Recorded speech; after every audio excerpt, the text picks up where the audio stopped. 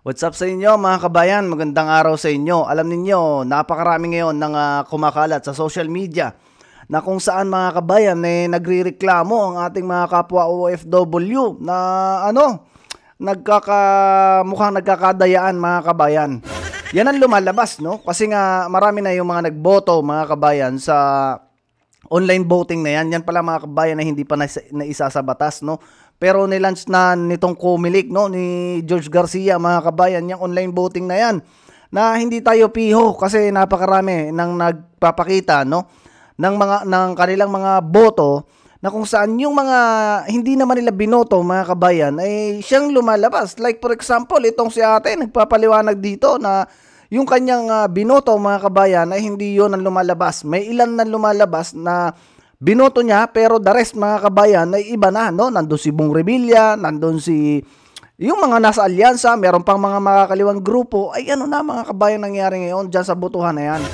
Talagang hindi safe talaga mga kabayan yung online voting. But anyway, bago tayo dumako dyan mga kabayan, abay kumalat, no, yung mga picture na kung saan ay si BP Sara at saka si Cayetano mga kabayan, Villar mga kabayan ay magkasama, ano, talagang mukhang napadagdag na, ano, ang dating alyansa mga kabayan na si Villar ngayon ay nasa PDP at may endorsement na mga kabayan. At isa pa dyan, si Amy Marcos mga kabayan, meron na ding endorsement si BP Sara. Anong nangyari?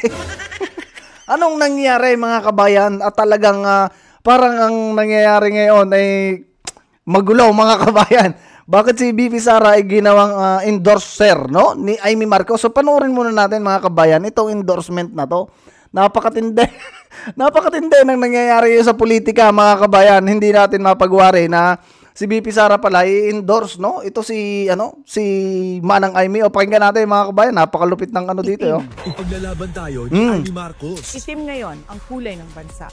Sa gutom at krimen, nagluluksa. Gutom na ang sikmura. Gutom pa sa hustisya. Hinigipit ang hindi kaalyansa. Marami ang nagsasalita. Pero sino lang ba ang may ginawa? Sino ang may ginagawa? Itim ang kulay ng pakikiramay. Itim ang kulay ng pakikiisa. Itim, laban ng tama. Itama ang mali. Iboto si Senator Amy. Itiman number 39. Napakaangas mga kabayan. Napakaangas ng kailang endorsement dito. Kita nyo, talagang yung mga, kita mo, yung palaban mga kabayan.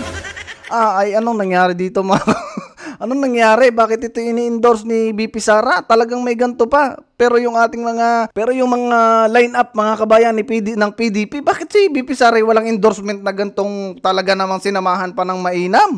Ay baka walang budget kasi mga kabayan. Nakakatawa mga kabayan ang nangyayari. Ano ba nangyari sa ating Vice President? At bakit ini-endorse nito si Amy Marcos na kapatid ni Bungit na talagang kinaayawan natin ng maigi mga kabayan?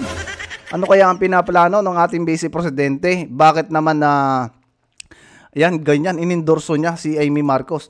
Ayan mga kabayan ni kapopost lang yan ni Senator Amy ng 40 minutes ago. Aba, ay talagang yung palang kumakalat mga kabayan picture ay legit mga kabayan. Hindi ito chismis.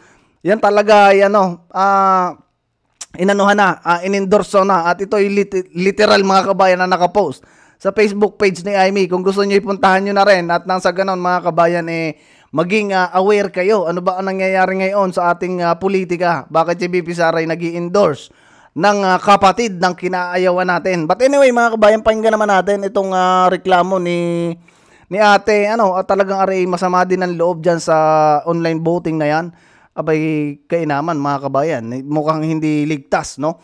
Hindi ligtas ang ating mga boto dyan sa online voting na yan. Kita ninyo, yung mga nakita natin picture ng screenshot, no, ng mga bumoto na diyan sa online na yan, iba talaga mga kabayan. Nakita ko rin yung sa kaibigan ko, no, na bumoto na rin, no, diyan sa Qatar. Ang pinakikita mga kabayan ay iba. Hindi talaga katulad nung sinasabi ni George Garcia na encrypted. Ang nakalagay kasi doon mga kabayan sa mga binoto niya, no, pagka lumabas kasi yung QR code mga kabayan, nandun yung list, no, nung mga ibinoto mo. Ang problema mga kabayan ay iba-iba.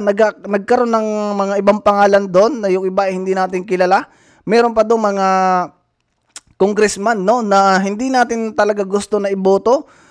pati yung mga tao na kumbaga hindi kilala, hindi pamilyar na figure, mga kabayan, nandun din. Ano bang nangyari? Mga kabayan, ang pakinggan natin ang reklamo ni ate. Nag-start lahat yung online votings ng OFWs. Nakakapanghina at nakakagalit kasi hindi akma yung result ng balota namin sa binoto namin. Which is may mga resibo lahat. Yung binoto namin, tapos yung nakalagay sa result of my ballot of your ballot. Now, out of 12 na binoto ko, yung pumasok lang is 3 or 4. Tapos yung the rest, hindi ko binoto. Kasi I vote PDP laban vote straight. Tapos plus 2 na dalawa na yung sinabi ni Kong Pulong Duterte. Now, Comelec, paki-aksyonan to. Kasi hindi talaga okay. Ang daming galit na OFW ngayon dahil sa resulta or sa niluluto nyo or wow, magic sarap. Ano to? Hello Garci? Hello Garci talaga, mga kabayan. Grabe. As in, aksyonan nyo yan, Comelec. Kasi galit na galit yung ibang OFWs na bumoto. 54,000 pa lang daw yung naka-enroll doon Tapos yung iba nawawala ng gana. It's because, yan, may nakaluto na agad Ito yung problema ngayon, mga kabayan. Marami sa amin, no? Marami sa mga OFW. Isa na ako dyan, mga kabayan, na talagang nawawalan ako ng gana na bumoto kasi nga, marami tayong nakikita, mga kabayan, na hindi safe, no? Yang online voting na yan. Kaya nga tayo, mga kabayan, hindi pa bumuboto hanggang ngayon. Pero nagsimula na sila, mga kabayan, kahapon, mga kabayan, nagsimula na sila dito ng online voting. Ang problema lang kasi, mga kabayan, katulad nito, ang daming lumalabas ngayon, no, sa online, sa Facebook, sa TikTok, dito sa YouTube, mga kabayan, na nagpapatunay na yung boto nila, kumbaga, nahahaluan. Instead na yung maging result, mga kabayan, doon sa mga sinasabi lang encrypted. Kasi, mga kabayan, lumalabas talaga doon yung mga pangalan, no? Ang problema lang, hindi yung binoto mo, mga kabayan, yung sinelect mo, pagka magsasubmit ka na, mga kabayan, at may lalabas dong QR code, hindi kumpleto, mga kabayan. At may mga iba-iba na napapalagay doon. Yung sinasabi nito, mga kabayan, itong isang ito, Di ba sir, may kumakalat? yung sinasabi nito, Post. yan daw, mga kabayan, ay pag in-scroll mo, lahat ay nandun yung mga listahan ng mga kandidato. No? Hindi daw yun yung binoto mo. Pero hindi yung ganoon, mga kabayan, ang totoong nangyayari. Ang nangyayari kasi ngayon, mga kabayan, pag in-scroll mo, no, lalabas doon yung ilan na mga binoto mo at mga ilang at yung iba, no, na mga politiko na hindi mo naman binoto. Yun yung malaking question, mga kabayan, ngayon dito sa Comelec na to. Pakinggan natin, mga kabayan, itong sinasabi na to, kasi talagang nakaka-alarma, no?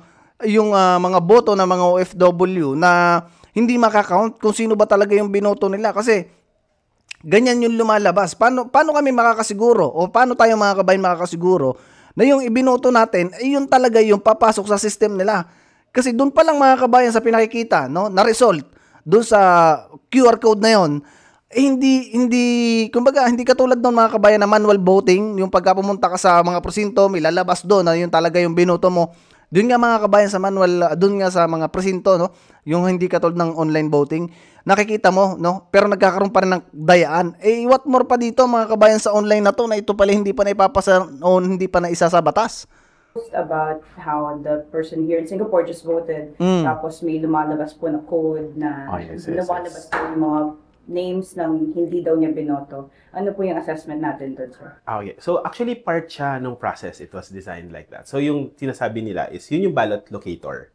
So after bumoto. Yan yung part, mga kabayan, ng process, no, na tinatawag nitong mga to na part of process, mga kabayan. Ang daming naguguluhang mga OFW dyan sa part of process na yan, mga kabayan. Kahit nga tayo, ligaw talaga tayo, mga kabayan, sa nangyayari na yan. Moto nung botante, makikita yung page na yon, nakalagay dun yung ballot ID. And then, using that ballot ID, may makikitang QR code dun sa ilalim. Then, it will lead them to a link na po pwede nilang input yung ballot ID doon and then ipapakita yung plain text hash nung ballot. So actually, it's the plain text version of the ballot itself.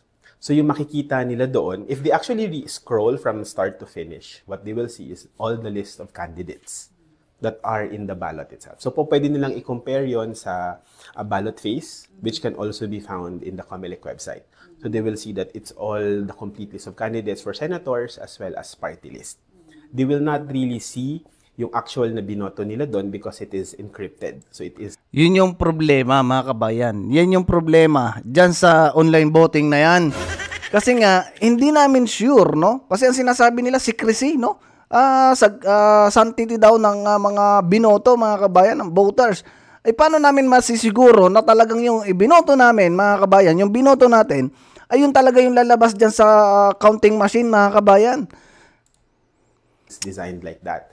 Kasi if it's physically seen by anyone, so nawawala na yung sanctity or secrecy ng pagboto. So yun naman din siya. I-check lang nila completely and they will see that it's really just all the list of candidates. Yun. Okay. I think, sir, the confusion came from how, diba, it's a code eh. Parang Yes, it's not yes, yes. straightforward It's not ballot as- face. Bakit po ganun? So it's yung nga. So plain text version siya. So ibig sabihin, it's how the machine or the system reads the ballot face. So kung tayo as an individual, nakikita natin there's colors, there's how the layout is designed. So yun siya, it's a hash. So it's how the machine has read the ballot itself. Kaya ganun yung itsura niya. So it's machine language actually. Yeah. Okay. If it's machine language, sir, parang baka isipin din ng mga voters, parang it's not voter-friendly. So, ano okay. kaya yung pwedeng Yes, masagot yes. for them? Yung purpose din talaga niya, kasi we mentioned before, diba, na it's auditable. So, yun nandoon yung transparency ng digital voting or internet voting. So, after we've already gathered all the ballots and everything, so, yung mga hash na yan, that programming language, i-consolidate siya afterwards when everything is when all the votes have been cast, and then doon natin makikita din yung results niyan. We will actually be tested rin before we count all the ballots din. We will test if the system has correctly counted all the votes as well. And all the results will also be made available to the public. Na yun naman is yun na yung user-friendly niya, na mas maiintindihan po nating lahat. As in, Dito, mga kabayan, sa voting na to ay talagang lalong gumulo, no? Lalong kumbaga nalito tayo, mga kabayan. Kung sinasabi nito na machine language, tao, mga kabayan, ang bumoboto, dapat ay malinaw sa mga Pilipinong botante, mga kabayan, na yung binoto niya, dapat yun yung lalabas doon. Hindi yung mga encrypted, mga kabayan. May mga encrypted kasi. Kung kayo mga bumoto na mga kabayan sa online, may experience nyo yun. Nalalabas doon, no? Pagkatapos nyo mag-submit, mga kabayan, ng boto, instead na yung resulta ng inyong binoto ang lumabas, ang lalabas doon yung mga encrypted message na sinasabi nito, no? At palusot ditong mga to, mga kabayan, para daw sanctity, no? Privacy, sanctity ng mga ng boto ninyo. Tingin ko, mga kabayan, talagang malaki, no? Malaki ang kabalbalan nitong online voting na to. Hindi tayo pumapabor, pero mga kabayan, dapat ang ginawa nila diyan sa online voting na yan, kung sino yung binoto mo, dapat yun yung lalabas dun sa resulta ng nung pagkatapos ng boto mo. Ang problema kasi, mga kabayan, encrypted na message na kung sino-sino mga tao, mga kabayan, ang lumalabas doon. Instead ang lumabas, yung binoto mo, ang lalabas doon, lahat, mga kabayan, ang hindi mo kilala, kung sino-sino mga Poncio Pilatong politiko, mga kabayan, ang lalabas, di ba? Mas lalong kumbaga pinagulon tong mga to o pinalito yung mga Pilipino. Kahit nga tayo, mga kabayan, talaga doon sa pinakita sa atin ng kaibigan ko, mga kabayan, talaga ako, hindi ko talaga na-gets, no? Kahit anong pilit kong intindihin, mga kabayan, yung pagboto na yun sa online, talagang nalilito tayo, mga kabayan, kasi dapat, pagkatapos mong bumoto, dapat ang lalabas doon sa encrypted na yun, mga kabayan, yung resulta ng mga ibinoto mo, hindi yung mga kung sino-sino na mga politiko na hindi mo naman kilala, mga kabayan. Yan yung mahirap ngayon dito sa online voting. Sana, mga kabayan, mabigyan to ng aksyon ng COMELEC kasi unfair, no? Sa aming mga OFW or sa ating mga OFW or kung sino pa man, mga kabayan, na bumoboto sa online. Kasi parang niloloko tayo dito, mga kabayan, no? Yan yung pagkakaintindi ko. dyan sa online voting na yan. Kasi nga, dapat ang result ng iyong binoto ang lalabas, kaso ang lumalabas mga encrypted message. Hindi pwede yung sasabihin nila na sanctity ng voting. Hindi maintindihan ng mga Pilipino yan, mga kabayan. Ako talaga, hindi ko talaga maintindihan mga kabayan. Dapat talaga ayusin to ng Comelec. At pangalawa, sinasabi din ng ilang lawyer, no? Katulad na lang ni Attorney Torion, na yan pala hindi pa naisa sa batas pero inilance na nila yung online voting na yan. So maging mapagmatsyag tayo mga kabayan kasi dito na lang tayo babawi sa pagboto mga kabayan. Diyan na lang tayo makakagante, no? At diyan na lang tayo makakabawi para maayos natin ang nangyayari ngayon sa bansa natin mga kabayan. Katulad niyan, yung ibang mga politiko na katulad ni Dr. Mata, no? Hindi lumabas yan doon sa kaibigan ko, no? Nung siya ibumoto, wala doon. Doon sa sinasabing encrypted nila. Yan, si Pastor Kibuloy. Buti nga si Pastor Kibuloy, mga kabayan, nandun eh. Pero the rest, no, ng mga binoto niya ay hindi lumabas, mga kabayan. So, maging mapagmatsyag kayo, mga kabayan. I-post ninyo kung sakali na ganito ang nangyayari din sa mga ginawa niyong pagboto online. Nang sa ganon, mga kabayan, meron tayong ebidensya na yung pagboto natin, ganyan yung lumalabas. Katulad na lang nung isang kabayan natin na nag-post sa Facebook na ngayon talagang kumakalat mga kabayan. Dapat maging, kumbaga, pahalagahan natin yung boto natin. Kasi kaysa naman mga kabayan na, yan, sapitin ulit natin yung nangyayari ngayon sa ating bansa. Nasa ating kasi mga kamay, mga kabayan, no? Sa ating mga boto, nakasalalay ang susunod na generation. Kung magiging okay pa ba ang bansa natin o hindi na mga kabayan. Kaya dapat pahalagahan natin. Iboto natin mga kabayan ng straight PDP sa mga alam ko na naiintindihan yung nangyayari ngayon sa ating bansa. Iboto natin mga kabayan ng straight PDP. At yung kanilang mga kasamahan mga kabayan na party list na sa ganon, mabago natin mga kabayan ang sistema. Katulad ngayon, nagkakampi-kampihan sila dyan sa gobyerno ni Bungit. Alam naman natin mga kabayan na talagang malala ngayon ang korupsyon sa ating bansa. At hindi lang tayo ang naapektuhan, pati yung mga susunod na generation natin kasama dyan mga kabayan. So ingat kayo palagi mga kabayan, hanggang dito lang muna yung video natin. At adjust muna sa inyo mga kabayan. I-post ninyo yung may experience ninyo na sa ganon magambala itong mga nasa Comelec na si George Garcia mga kabayan. Adjust muna mga kabayan, see you sa susunod na video.